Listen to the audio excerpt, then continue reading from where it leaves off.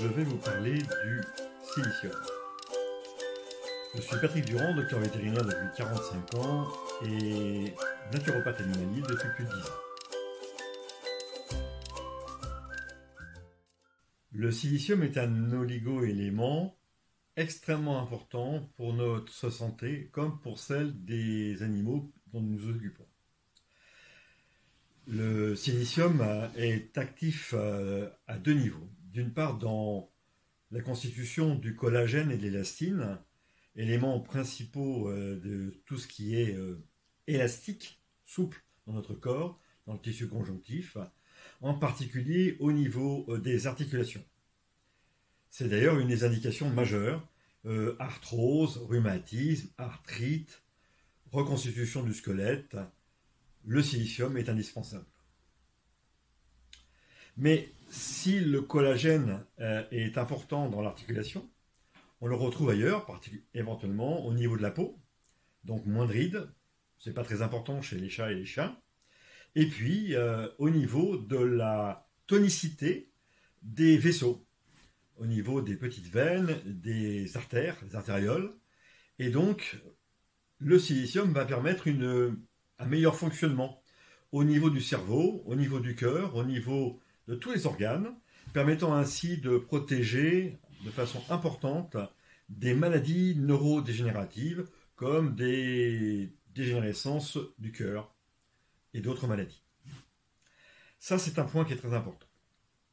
Et puis, deuxième effet important, c'est au niveau cellulaire.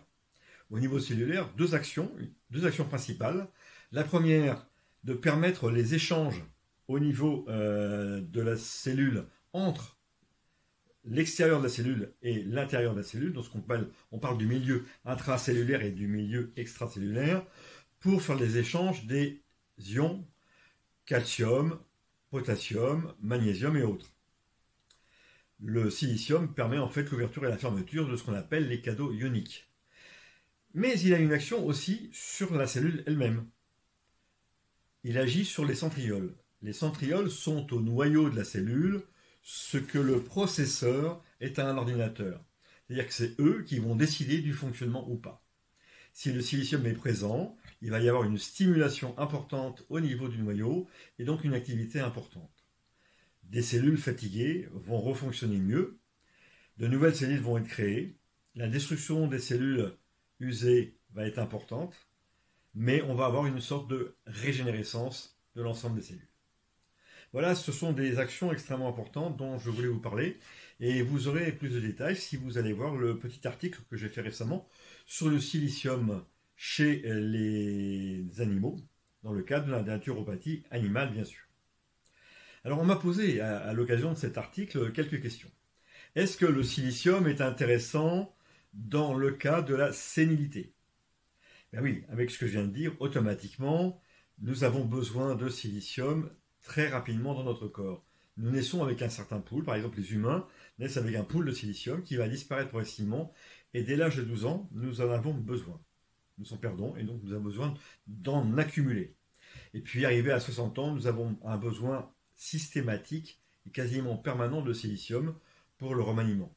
Il a été plus ou moins démontré que sur un individu chez qui on aurait donné du silicium en permanence depuis l'âge de 60 ans et qui n'aurait pas de problème organique ni de problème infectieux, il pourrait vivre jusqu'à 140 ans.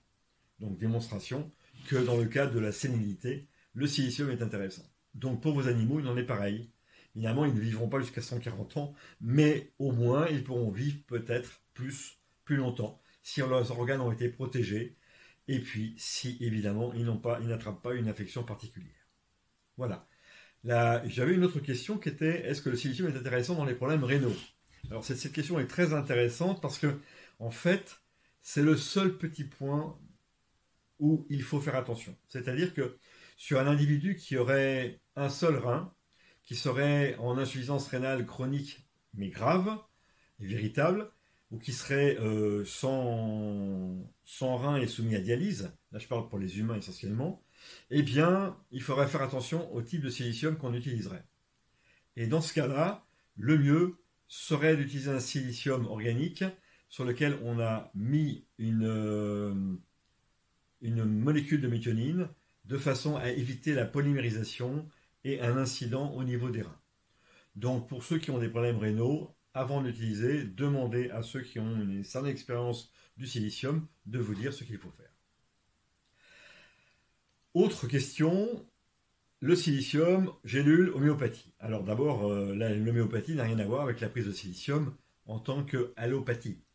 Gélules. Les gélules contiennent souvent des produits déshydratés et ces produits ne sont pas aussi intéressants que les produits hydratés comme le silicium organique. On peut trouver des siliciums intéressants en comprimé, mais en général, il vaut mieux des siliciums liquides. J'ai d'ailleurs dans l'article parlé de plusieurs siliciums organiques liquides. L'homéopathie. Alors déjà, il faut savoir qu'en homéopathie, le correspondant du silicium s'appelle silicea. Ce n'est pas tout à fait la même chose, déjà, puisqu'il s'agit de silice qui va être en dilution homéopathique. Et ensuite, l'homéopathie ne traite pas du tout de la même façon que l'allopathie. Si je donne du silicium, j'apporte un nutriment particulier pour qu'il y ait une action. Si je donne de l'homéopathie silicea, c'est que je cherche à avoir un traitement de ce que la prise de sable aurait donné si j'en avais avalé.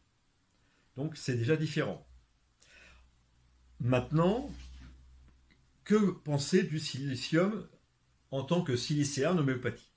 Eh bien, silicea est indiqué pour tous les phénomènes de suintement, de sécrétion, toutes les fistules, les fissures, les persistances de conduit sur un abcès. Dès qu'il y a un truc qui coule, silicea est indiqué. Et ça marche très très bien. Pour le chien par exemple, sur les fistules anales, c'est excellent. Voilà. Je pense que j'ai répondu à ces différentes questions, que j'ai éclairé un peu plus par rapport à l'article qui a été fait, que je vous propose d'aller lire si cela vous intéresse. Et n'hésitez pas à m'envoyer d'autres questions si vous en avez d'autres.